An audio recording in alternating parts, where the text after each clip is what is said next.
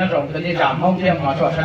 我做一生呀，都还有少有三说好这个他得才正买。教练是短期的，跟你讲梦在网路上不激发，但是嘛，比如那教练不太可能到热身了，要到顶泡热身，要到热身是的，到那么到顶泡热身就别做梦天，到总那些别说的晒，别说的我得到咋了？晒着种呢，梦自己那个地方。你，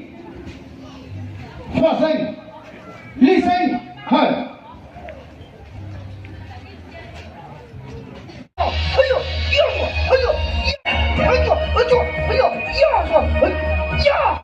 这些就这些老师也到了尤其到最后在处理了在哪呢？年轻人给单手保开头，非常多这两个大家，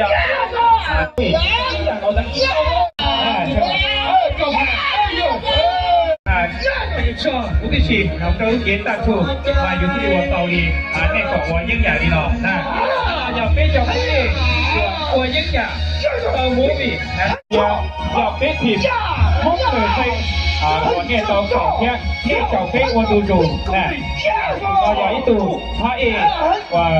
ตัวหนาวที่ตัวหนังก็เป็นจอหนังมองเยอะแต่ยิ่งเนื้อจะเด็ดจะสิ้นได้ทุกต่อยัยไม่ลงแก้กันเก่าเป็นต่อตัวยิ่งอย่ายิ่งตัวสิพี่แต่ปีของมองเป็นเต็งตอนนี้ได้วิดีโอเนี่ยต้องการรอที่จะเขียนได้ยิ่งต้องมีรู้ก่อนพูดตามตัวอย่างแยกเก๋ยิ่งสิแต่ก็ถูกที่ก่อนก็ต่อเตะก็ต่อเตะยังคนต่อลงต่อเตะชิ้นเนี้ย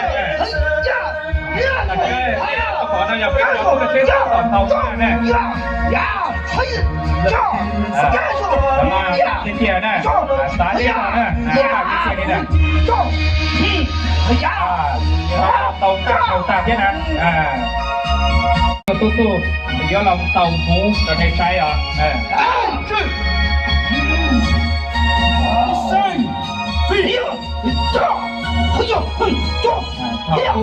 非顾客了解的人，但是导致非รู้สึกที่เราเป็นเกิดเนี่ยคือตัวชาติอย่างเขาบอกไม่เอาไม่ดีห้องเรียนตัวเขาว่าไม่เอาความไม่ใหญ่ต่อเช่นจอพวกจอขอชิ้นทั้งหมดจริง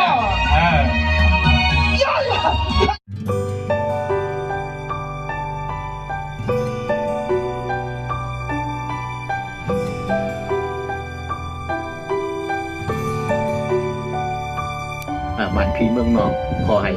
สายสัมพันธ์ลาวไทยก็คือมันแก่นบ่อแก้วจังหวัดเชียงรายนี่ถือว่านับมือนับกองจะเลื่อนขึ้นไปเรื่อยๆหัวมือกันเกะไขไปในลำปานี่ให้นับมือนับลดหน่อยถอยลงบ่ให้มีเนาะในตอนท้ายนี้ก็อวยพรผู้ว่าราชการจังหวัดเชียงรายและเจ้าหน้าที่ทุกฝ่ายไทยและฝ่ายลาวทุกท่านจงมีสุขภาพเข้มแข็งสำเร็จหน้าที่เวียกงานและความกันเกียรติกิจกรรมนะครับบรรลุผลตามเป้าหมายขอบใจขอบคุณท่านสมฤทธิ์ศิลาวัฒน์ท่านประธานสภาประชาชนแขวงบ่อแก้วอย่างสุดครับต่อไปนะคะขอกราบเรียนเชิญนะคะท่านผู้ว่าราชการจังหวัดเชียงรายนายประจงปราศกุลนะคะได้มอบของที่ระลึกให้กับทางประธานสภาแขวงบ่อแก้วแล้วก็เจ้าแขวงชัยบุรีค่ะขออนุญาตยกแสดงออกก่อนนะคะขอยกแสดงนิดนึงครับ